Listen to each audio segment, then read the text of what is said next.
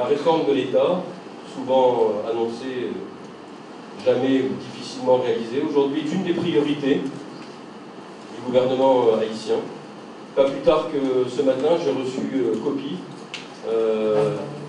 de décisions prises par le Premier ministre, d'arbitrages importants, voire porter cette réforme. Et le portage majeur de cette réforme, bien sûr, c'est l'administration centrale, mais c'est aussi, et surtout, les délégués, ce qu'on appelle chez nous les préfets, donc les délégués départementaux, qui vont être la cheville ouvrière et le levier essentiel pour mobiliser toutes les énergies et faire que cette réforme soit un succès. Le dernier élément qui fait que aujourd'hui je suis honoré et heureux d'être avec vous, c'est que cette réforme de l'État, cette prise de conscience qu'il faut traiter le territoire dans son ensemble, à l'appui également de l'ensemble de mes collègues de la communauté internationale. Souvenez-vous, après le CI, il y a eu plusieurs grandes conférences à New York, à Indigo avec le forum économique des entrepreneurs, et en Martinique sur la question des territoires, le rôle des collectivités territoriales, la déconcentration, la décentralisation. Pour toutes ces raisons, je pense qu'aujourd'hui votre mission est exaltante, parce qu'il y a un faisceau de clignotants qui s'allume au vert. Donc la prise de conscience nationale, l'aménagement du territoire porté par une structure qui est également aujourd'hui moyen de sa politique, vous l'avez rencontré hier, le SIAD, une réforme de l'État portée par le Premier ministre et en soutien aux partenaires internationaux.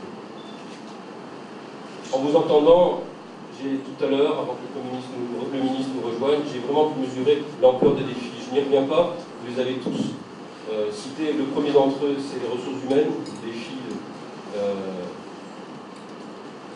plus grave. On ne peut rien faire sans ressources humaines. Défi juridique, vous en avez déjà parlé, problème de chevauchement parfois de compétences entre différents échelons du territoire, problème de statut. Beaucoup de monde, on en a parlé avec le ministre la dernière fois qu'on a eu l'occasion d'être ensemble à une autre réunion. Le statut de la fonction publique territoriale est attendu. On peut investir ensemble aujourd'hui beaucoup, votre gouvernement, nous, à côté du gouvernement, pour vous aider à avoir des cadres territoriaux. S'ils n'ont pas de statut, ils disparaîtront comme la neige au soleil. Il faudra recommencer tous les 5 ans à recruter des gens qu'on aura formés, qui seront allés ailleurs. Donc un statut, ça protège, ça permet à l'administration d'avoir un corps pérenne. Les financements, vous en avez tous parlé aujourd'hui. Je ne pense pas que les départements pourront survivre et avoir la politique l'ambition de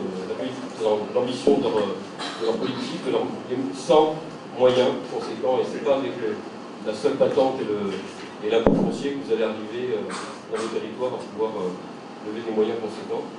Le ministère de l'Intérieur et de la cohérence territoriale, au loi de la loi 17 1990, a pour mission principale de concevoir, d'élaborer, d'assurer la mise en œuvre, de définir la politique territoriale de l'État en matière d'immigration et de en matière de d'isolation et de d'administration, mais aussi, surtout, en matière de sauvegarde civile, qui peut s'articuler de cette manière.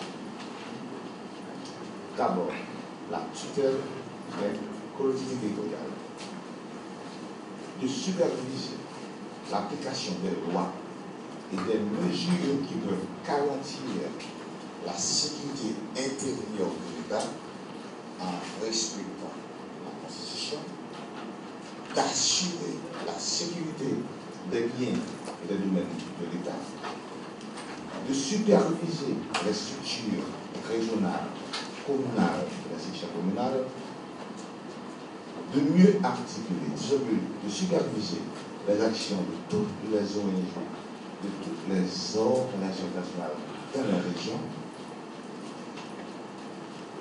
de définir, d'appuyer un plan de contingence, de renforcer les cellules de réponse en cas de catastrophe dans la région, mais aussi de s'assurer d'une vraie décentralisation, d'une vraie déconcentration.